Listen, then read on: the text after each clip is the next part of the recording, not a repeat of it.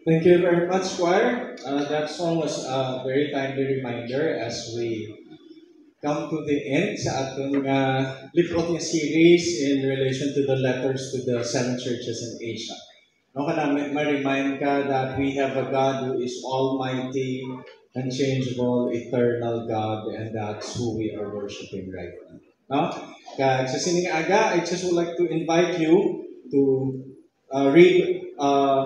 we'll read through our text, Revelation chapter 2, but I will just be reading verses 8 to 21 sa katapusan ng chapter sa libro sa Revelation. No? I'll be reading, you can follow reading with your eyes. Now I, John, saw and heard these things, and when I heard and saw, I fell down to worship before the feet of the angel who showed me these things. Then he said to me, see that you do not do that, for I am your fellow servant, and of your brethren the prophets, and of those who keep the words of this book. Worship God. And he said to me, do not seal the words of the prophecy of this book, for the time is at hand. He who is unjust, let him be unjust still. He who is filthy, let him be filthy still. He who is righteous, let him be righteous still. He who is holy, let him be holy still. And behold, I am coming quickly, and my reward is with me, to give to everyone according to his work. I am the Alpha and the Omega, the beginning and the end, the first and the last. Blessed are those who do his commandments, that they may have the right to the tree of life and may enter through the gates into the city. But outside are dogs and sorcerers and sexually immoral and murderers and idolaters and whoever loves and practices a lie. I, Jesus, have sent my angel to testify to you these things in the churches. I am the root and the offspring of David, the bright and morning star. And the Spirit and the bride say, come. And let him who hears say, come. And let him who thirsts come. Whoever desires, let him take the water of life freely. For I testify to everyone who hears the words of the prophecy of this book. If anyone adds to these things, God will also add to him the plagues that are written in this book. And if anyone takes away from the words of the book of this prophecy, God shall take away his part from the book of life, from the holy city, and from the things which are written in the book. And he who testifies to these things says, surely I am coming quickly. Amen. Even so come, Lord Jesus. And the last verse of the Bible, the grace of the Lord, of our Lord Jesus Christ, be with you all. Amen. Let's pray as we commit this time to the Lord as we study His Word. Father, we thank you for this morning. We come before you, praising you for who you are and for what you have done in our lives. We thank you, Lord, that we have an almighty, all powerful, eternal God who created us, who sustains us. And even in our sins, Father, in our rebellion, you became merciful to look back at us. Send Jesus Christ to die on the cross for us. And as we come in faith, believing in Christ as our Lord and Savior, we thank you, Lord, for adopting us as your sons and daughters. And as our Heavenly Father, we have seen how you have been faithful and true to all your promises. We thank you, dear Lord, that you are our ever loving, gracious, holy, faithful Heavenly Father. And this morning, Father, we come before you, approaching your throne of grace, thankful that we are not condemned anymore and that we will not fear your wrath because Jesus Christ is paid for us. So we thank you, Lord, that you love us with an everlasting love. And we thank you, Father, that as we come before you in worship, we stand with the holiness of Christ that covers us. And we pray, Father, that may indeed our worship become a pleasing aroma before you.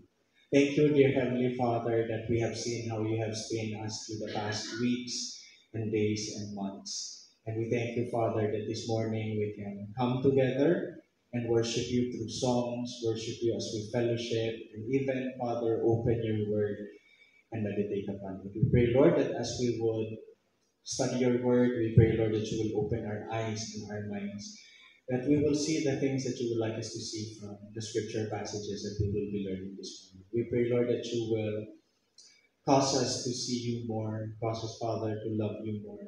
And we pray, Father, that you will rain your blessings upon us this morning. We pray, Lord, that you will be glorified in our midst. In Jesus' name, amen.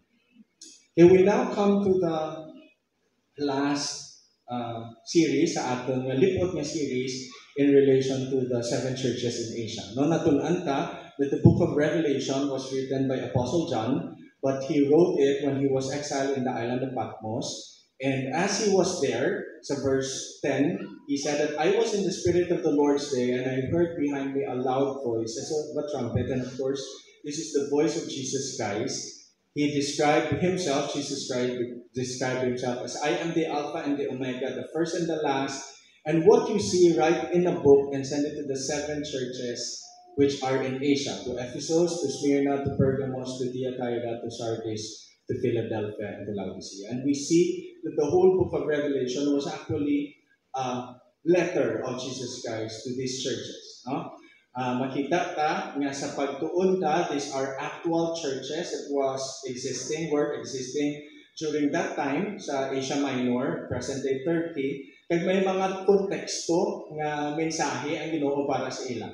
May mga simbahan nga dayaw sa Ginoo, primarily wala ginsaway ang Ginoo sa ila, specifically that's the Church of Smyrna and Philadelphia. May mga simbahan nga samo, may saway, kag may commendation man, that's the Church of Ephesus, Pergamos, Thyatira, and Sardis. Kag may isa ka simbahan nga wala, kaya may nahambal nga maayo ang Ginoo sa ila, and that's the Church of Laodicea. No? So makita ta nga although their context was specific, we are able to learn lessons from this, no? And we have been blessed by the lessons that we can learn from these churches. Kaya kabay pagid nga pantayan tama no sa aton nga mga kasimbahanan, no, kabay pagid nga we will be reminded of the possibility that kung hindi tagali manging careful sa aton relationship sa Ginoo, we can be one of those churches, primarily the Church of Laodicea, was become so worldly, hindi na si Jesus ara na sagwa sa ila simbahan,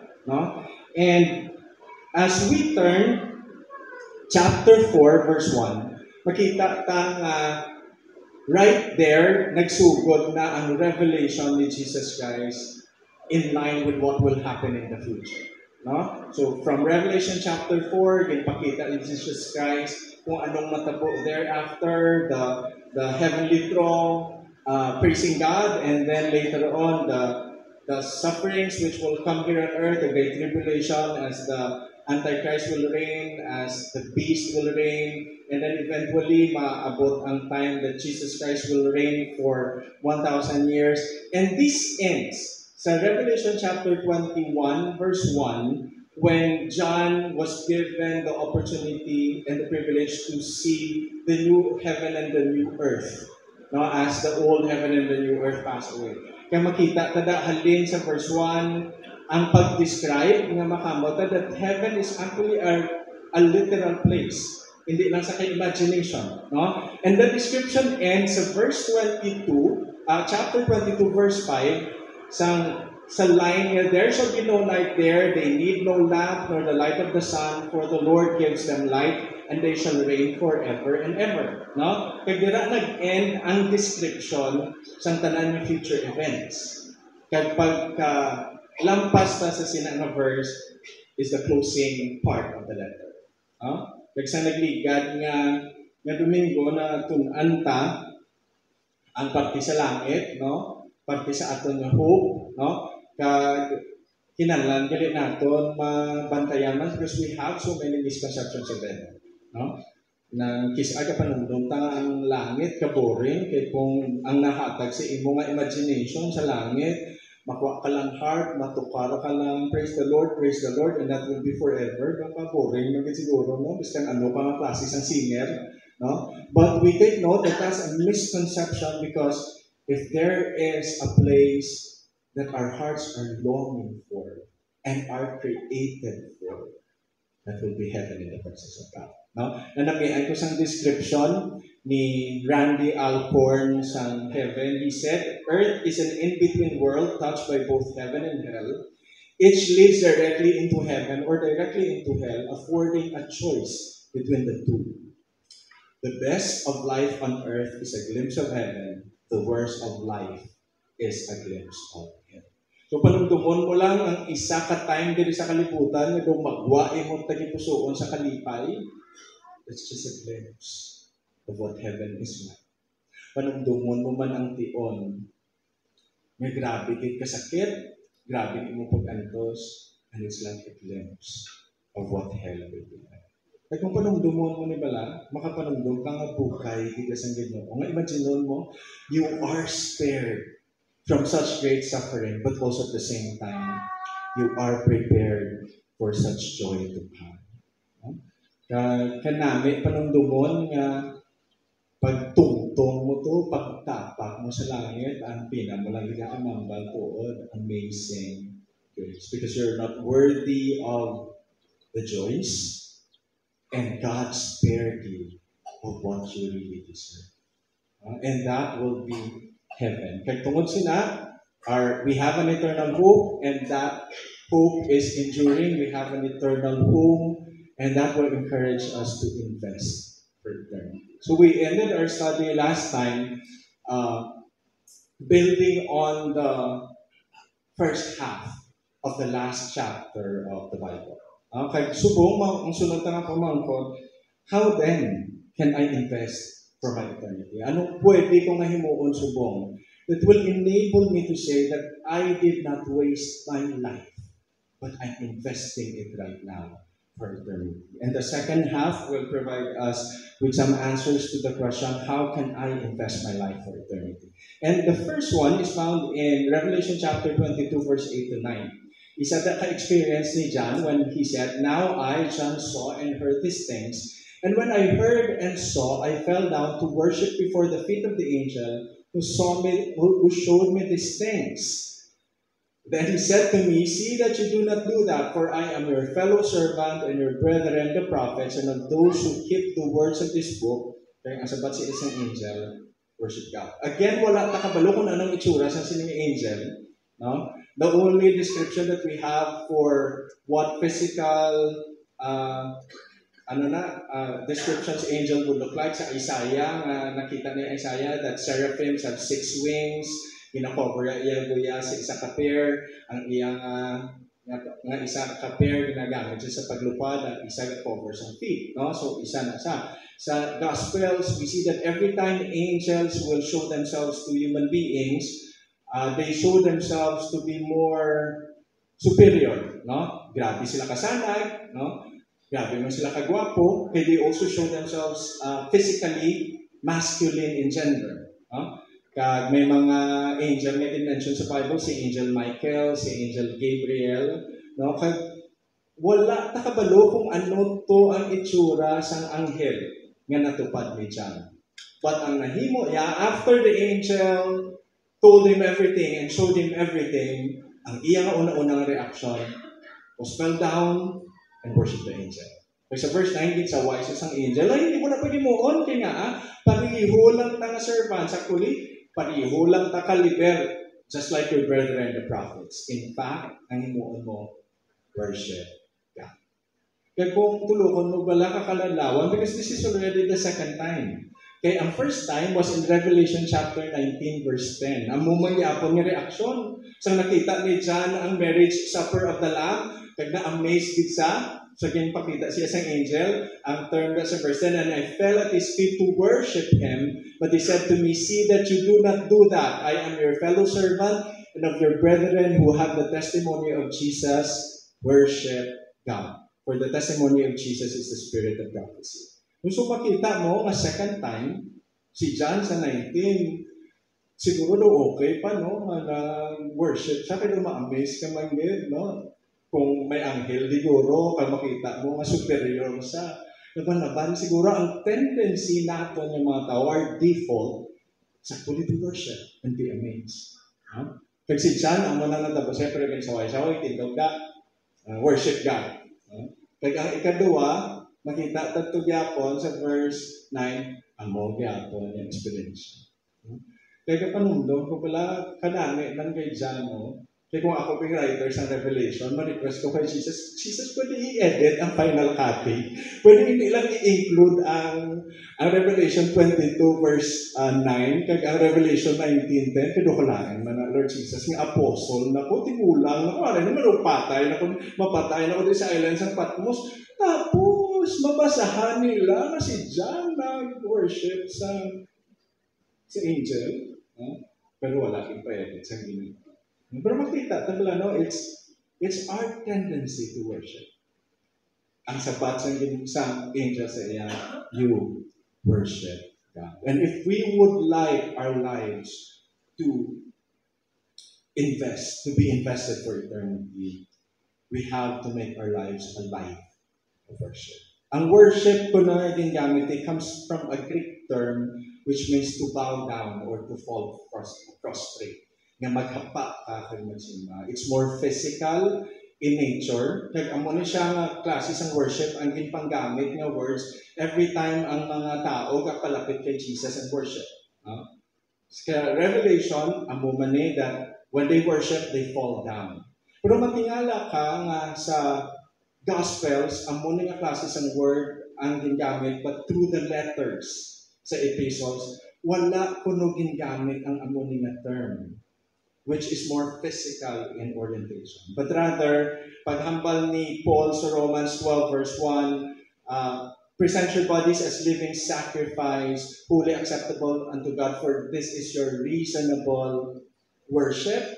Ang meaning, sinay ako mga word, for this is your reasonable service. Kaya kapakita nga sa sininga term, worship is not just something physical, but worship is something that you do as a lifestyle. Kaya makibot ka nga sa Acts, wala gid na mention nga ang mga Christians nag-hold sa worship service. Makita mo na, they always meet together, breaking of bread. Kaya nga, klaro sa ila that worship is not just a time of the week, of the day, in a certain location where we gather and praise the Lord. Because worship is supposed to be our life. Kaya kung magpanumdum kasi na, it's not just every Sunday, it's not just here on church, but 24/7, 365 days a year, anywhere and everywhere. As a Christian, my life should be a life of worship. Amo na kasi si Jesus, so sinak nga point, nag-istorya sa Samaritan woman, naghambal ang Samaritan woman nga, oy, kamo yan ang mga Jews na worship kamo sa Jerusalem. Kami ya ga worship kami sa isa ka bukid sa Samaria. Kaya si Jesus naghambal, oo, kamo sa lain yung gina-worship, pero ang Jews kabalo sa iya gina-worship. Pero ang sabat ni Jesus, but, the hour is coming and now is, when the true worshipers will worship the Father in spirit and in truth, for the Father is seeking such to worship Him. Ang point ni Jesus is, there will come a time that worship will not be in Jerusalem anymore, but it will be everywhere because worship should be in spirit and in truth. Kaya magamba ka, spirit and in truth. So verse 24, gan-emphasize pa din ni Jesus, God is the Spirit, and those who worship Him must worship Him in spirit and in truth. It means that worship is something internal, something you relate with. Kaya kung panumdumon mo na pala, everything that you do is your act of worship. And worship should be in truth. Hindi ka lang niya kapag gusto kung paano ka mag-worship, because it should be based on your understanding of who God is. Amo na ako magtulok ta singi, nalakta sa Bible ang iningang concept kung paano mag-worship. Isa ka paborito, tanga verse na memorize na siguro, 1 Corinthians chapter 10:31, whether therefore you eat or drink or whatever you do all for the glory of God. Because my life is supposed to be a life of worship. Even in the tiniest thing that I do. To a point of the basic eating and drinking, I do it for the glory of God. Kagdali sa masaba, we would like this to be more active. Equal to worship is, you shall love the Lord your God with all your heart, with all your soul, with all your mind, with all your strength. And of course, love is the active form of worship. If you would like to make your life count, worship God. But it's easier said than done. No? Kaya kung si John gani, tulukon mo, nadasma, how much more kita. Kung i-encompass, tanibalang picture, si John Piper presented a very good definition of what worship is. The authenticating inner essence of worship is being satisfied with Christ, prizing Christ, cherishing Christ, treasuring Christ. We are going hard after satisfaction in God and going hard after God as our prize and going hard after God as our treasure, our soul food, our heart delight, our spirit expression. Kumakuton ka subong, is that how I worship God? Makabagpula sa akong kagalingon that I'm satisfied with Jesus. To a point nga, siya ang gina-amar ko, siya ang akong prize, siya ang akong gina-cherish, siya ang akong gina-treasure. Kaya ang term na dyan, going hard after God. Because that will make me satisfied. He is my treasure, my soul food, my heart delight, my spirit expression. Kabudlay, because our natural default is like the experience of John. When I saw and heard these things, Hambalijan, I fell down to worship before the feet of the angel who showed me these things. Kanami, wala sining reminder sa aton, sinisubong with the postmodern world. Nga daw tanan nga kamatuoran. What's happening now is Western philosophy is being swept away by Eastern mythicism. Na kung nakita na gasulod ang Buddhism, gasulod ang concept sa worship of angels even in the Western philosophies. Kaya isa ni kabalantayan naton nga mga ini nga bersikulo nga pamatuod sa aton nga ay hindi kaya gali magsimba sa mga anghel. Amo na diri na digahalin ang mga horoscope ta na. Pero honestly, makabagi kaya natural default ta. Ang bot kong may-ari, di no, magtibog na anghel, mga gwapo, nang taas-taas, no, sanag-sanag, ang bot ang default ta dyan, simba mo. O utang ta na lang, si Taylor Swift, masulod, makadto di sa kakulod, ang bot lang kung ano guro ang palak nato. Wala man kami nagasimba sa iya, pero the essence of worship is prizing, treasuring, being satisfied. May nakita nyo na how our natural default is to worship someone or something superior than us. Kaya mo yung point ni Apostle Paul when he said in Romans 20:21 and 25, din-highlight ko lang. For since the creation of the world is invisible, attributes are clearly seen, being understood by the things that are made, even His eternal power and Godhead, so that they are without excuse. Ang si Paul, ginpaklaro ko na ang mga batasan po sa creation, makita na. But in verse 21, he said, because although they knew God, however, they did not glorify Him as God, nor were thankful, but became futile in their thoughts, and their foolish hearts were darkened. It's verse 25, nagambal si Paul, who exchanged the truth for the lie and worship and serve the creature rather than Creator who is blessed forever. Isn't it our default that we worship the creature more than the Creator? Sakto mo. Kagkasuko, mabalang ka siguro nga si John, amo na siguro nga wala gin pa-edit sang Ginoo, na dyan ipakita mo na kay kaklaro that even in your state as apostle, kahapos gali sa aton, madivig, and our tendency is worship the creation rather than God Himself. Kaya kapulubaan sa aton nga kabuhi, that when we examine our hearts, what we treasure, what we cherish, what makes us satisfied, can you truly say that it is God? May isa ka Christian counselor nga naghambal, addictions are ultimately a disorder of worship. Sakto mo ba?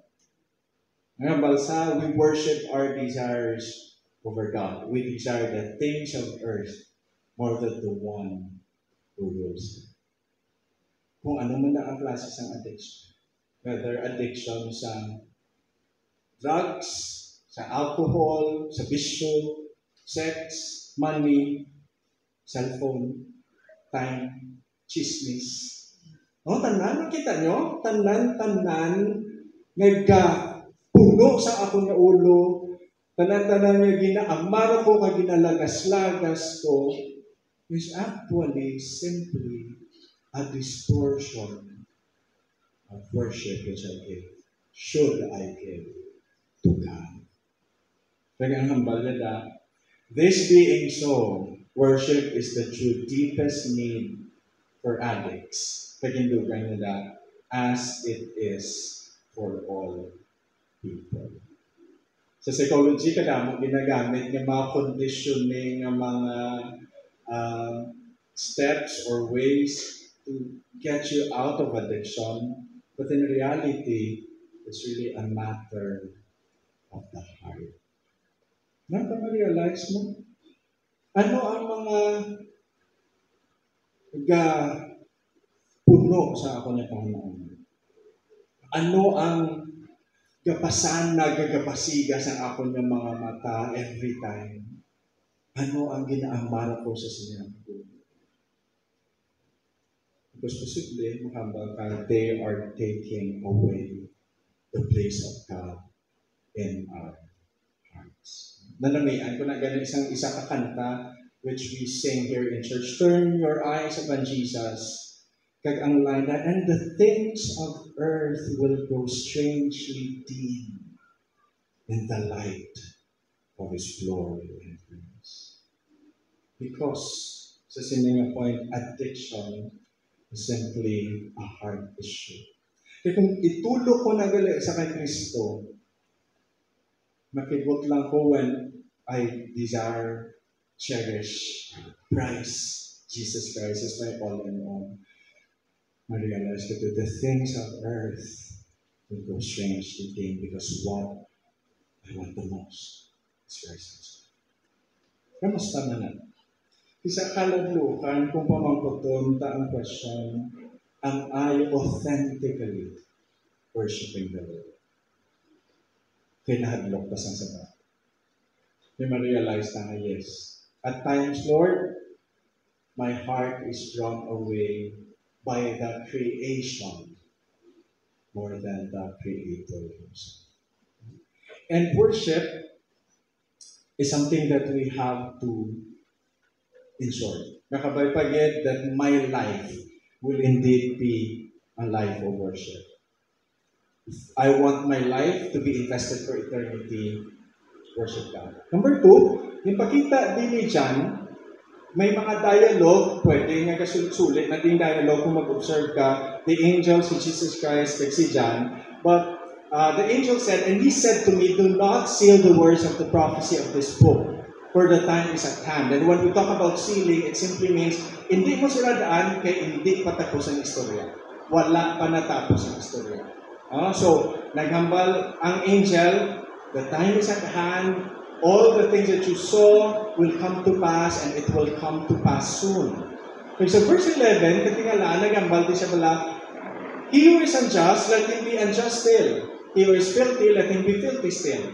He who is righteous, let him be righteous still. He who is holy, let him be holy still. No? So mama ka, ano na lang meaning sinakman? No? So ang unjust, abi, mapadayon na lang sa iya pagka-unjust.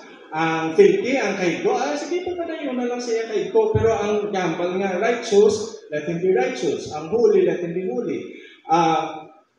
Kung magtulog ka, this is like saying ko, no, nga, after all, daw ka-warning, kuno wala nga daw palabay, gambal si ang mga commentators nga, after all, kung kapamati ka sang prophecy, pag hindi ka pagigyan nadala, sige lantawon ka lang sa punta. Kung dumol ka, sige pakadumol. Kung filthy ka, sige pakahigko. Pero kung gahambal ka nga balaan ka, sige pakabalaan. Kung gahambal ka na righteous ka, kabuhi sa righteous. So, kung sa aton pa si Jesus gambal, mabalaan ka lang na sa punta kung anong matabo. Pero bantay ka mo, kay dalon ko ya ang akon nga reward.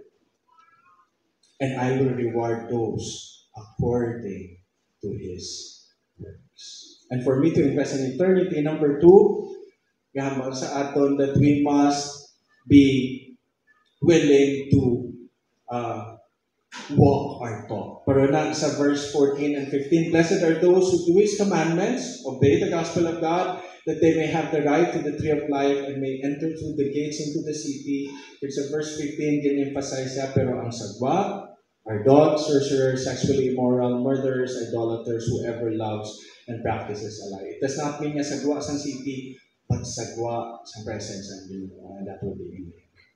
That if there is one thing that we can do to invest in eternity, we must walk worthy of our calling. Kabay pagid, na kung ga-claim ka nga balaan ka, kay naluwas ka ni Jesus, ang kabuhi mo gambal, din nga balaan.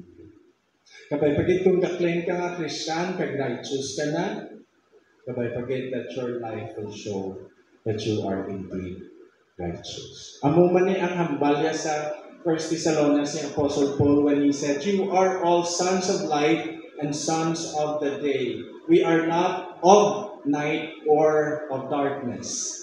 Because of that, let us therefore not sleep as others do, but let us watch and be sober. So verse 7, interesting, nagampal si Paul, for those who sleep, sleep at night. And those who get drunk, drunk at night. Nga masama, ang mga katulog, sige, basig ka katulog, magdala sila.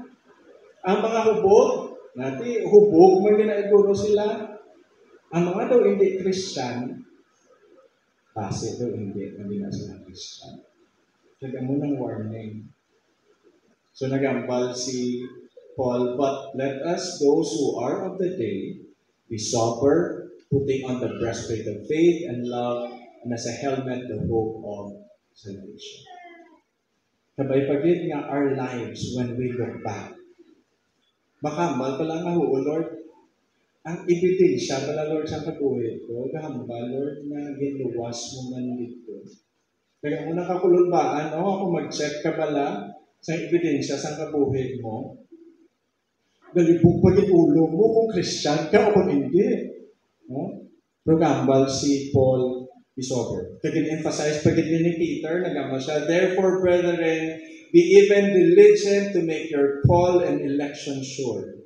For if you do these things, you will never stumble. Kanamin, ala pala sang term ni Peter, pagambal niya, kung klaro nga naluwas ka kay ang kabuhi mo gahambal nga luwas ka man gid, hindi kaya masambol. Hindi kaya makulbaan. Hindi kaya maglakot sa point yung pang duwa-duwa kung Christian ko, kung hindi sa tuod man. Sakto no, gaduwa-duwa ta kung Christian ta, kaya kabalikid da sa aton kabuhi ka makita nga lang kadamo sa mga ebidensya nagahambal Lord, hindi ko tumuluon Jesus. Pero ang minambal, be diligent to make your calling sure. Walk worthy of your claims. If you claim to be a Christian, live a life of a Christian. So verse 11, nagambal siya, for so an entrance will be supplied to you abundantly into the everlasting kingdom of our Lord and Savior, Jesus Christ. So walk worthy of your call. And as we go nearer to the end, kanami, nabala sang picture na din pakita. And the Spirit and the bride say, come. And let him who hears say, come. And let him who thirsts come. Whoever desires, let him take the water of life freely. May duwali ka persons, ang Spirit, which of course refers to the Holy Spirit, kag nag-invite sa, come.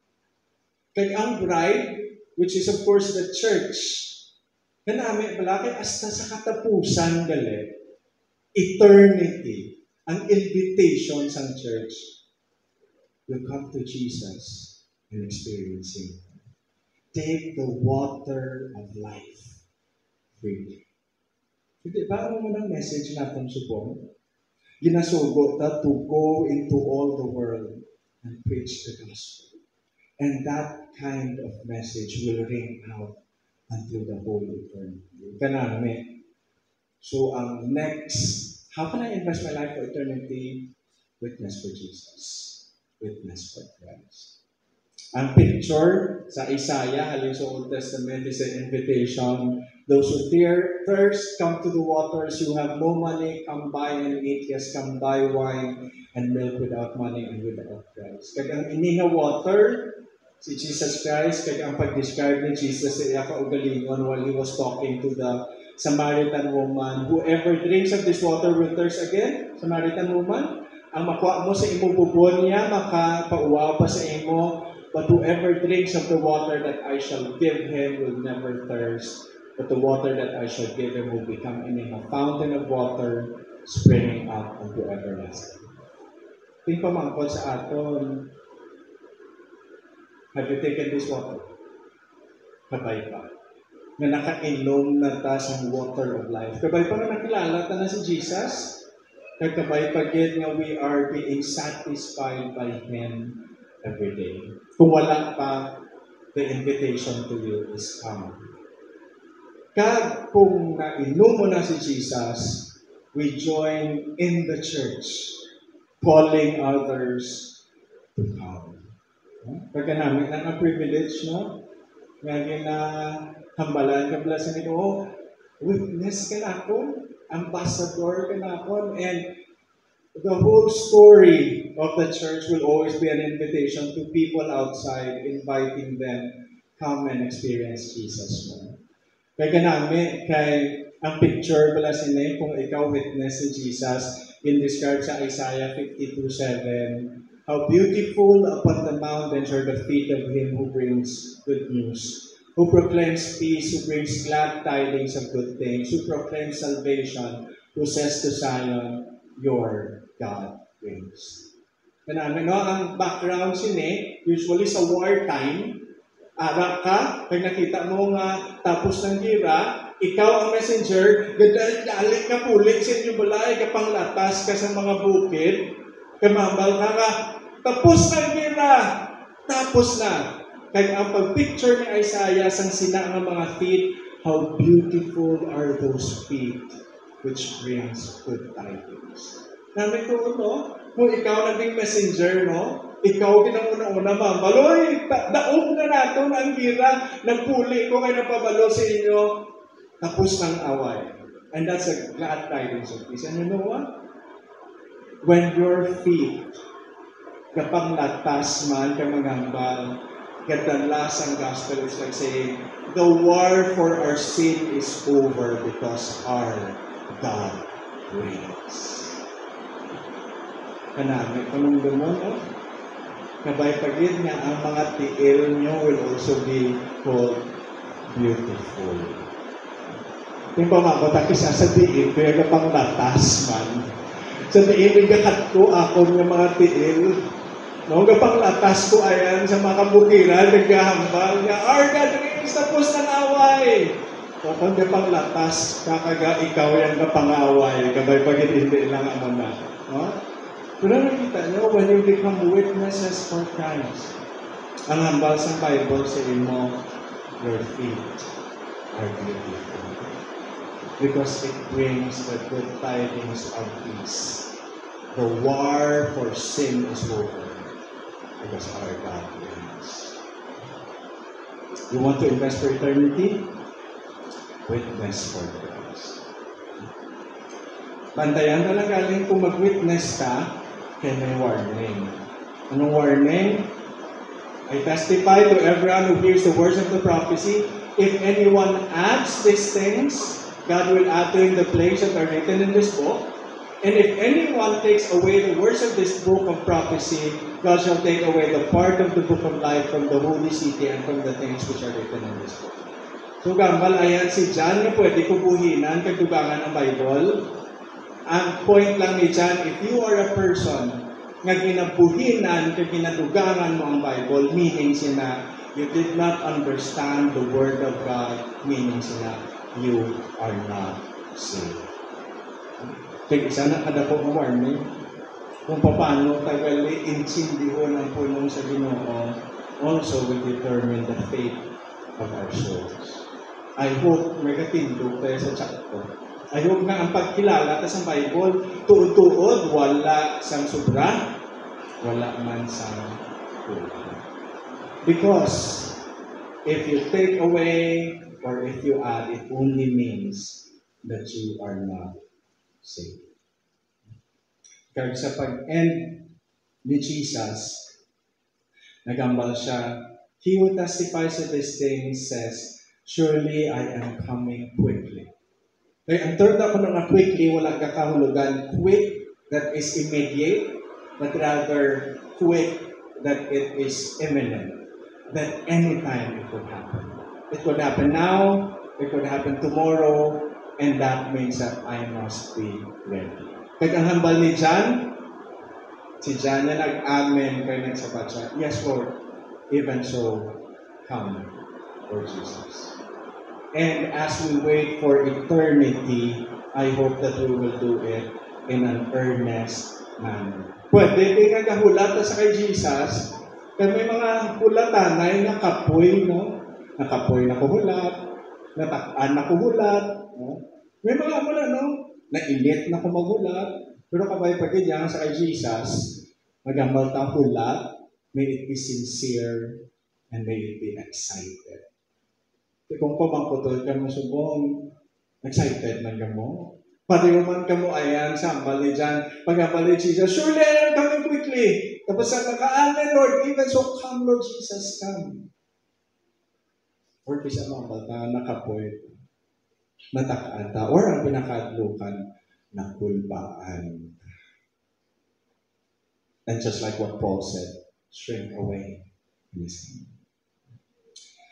And hindi pa lang ang mindset of waiting makes us motivated to live our Christian life. Sa isa ka libro ni Randy Alcorn, he wrote the book Safely Home. For some of you who have read this is a very beautiful, very enriching book. If you can grab a copy of this, especially sa Mayan people natin. It talks about the experience of two persons, isa ka American, isa ka Chinese, nga nag-graduate sa Harvard University. Ang American, of course, nagnami iya career. Ang Chinese, nagpulit sa China. Nag-Christian siya, sa witness man sang iya upod. And when he went home to China, wala na sila communication. There was a time nga si Ben, ang American, nagkadto sa China kay ma-reconnect sa iyang amigo for some business reasons man.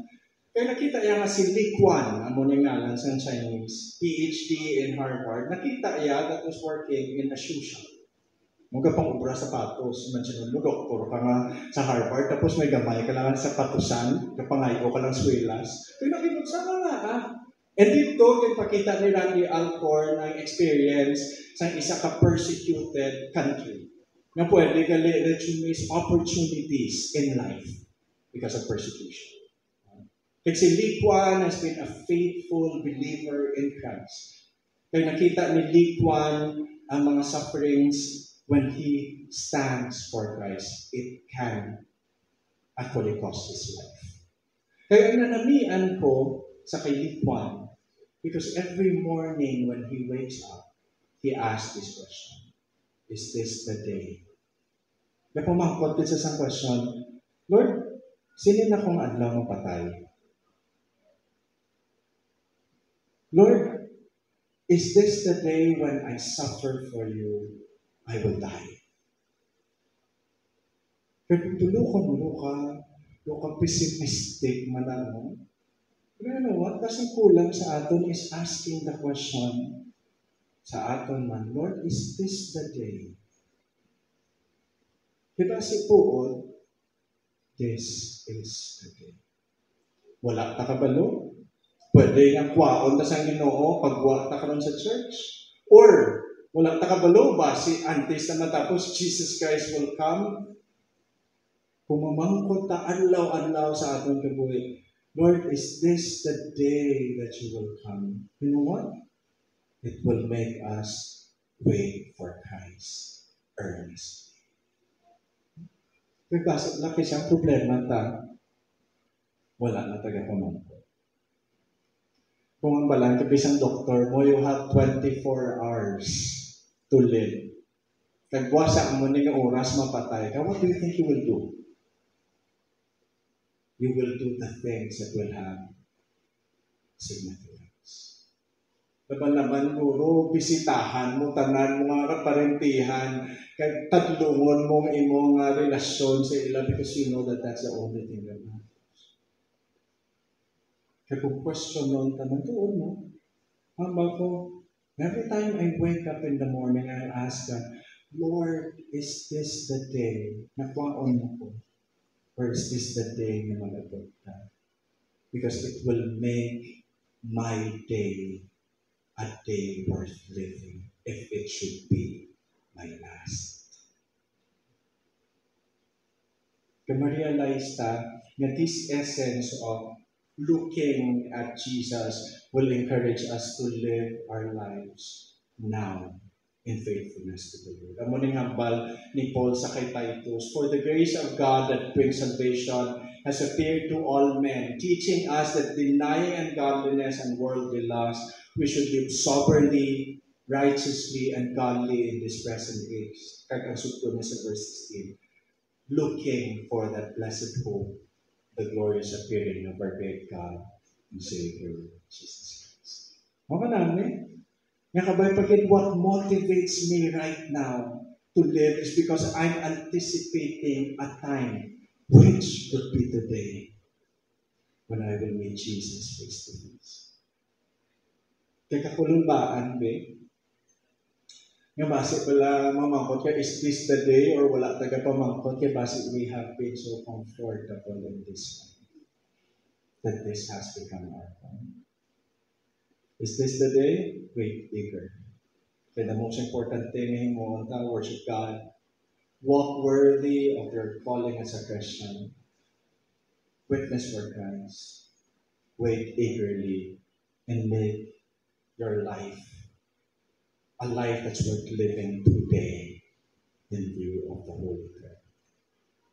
Ambot ko ano kahapos o kung ano ka budlay. No? Budlay, magkabuhi as changers in this world. Pero namin pala sa encouragement sa aton, the last verse of the Bible. The grace of our Lord Jesus Christ be with you all. Amen. Kanami, panumdumon nga, yes Lord, it's hard to live now in light of eternity because this is not my home. I am just a stranger. But Lord, thank you that I can do it all by your grace. Gintuga ta siyang Ginoo by grace, kaya wala ka man ginpangayo nga i-create ta.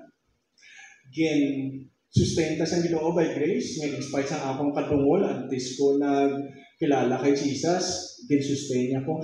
Ginluwas ta siyang Ginoo by grace.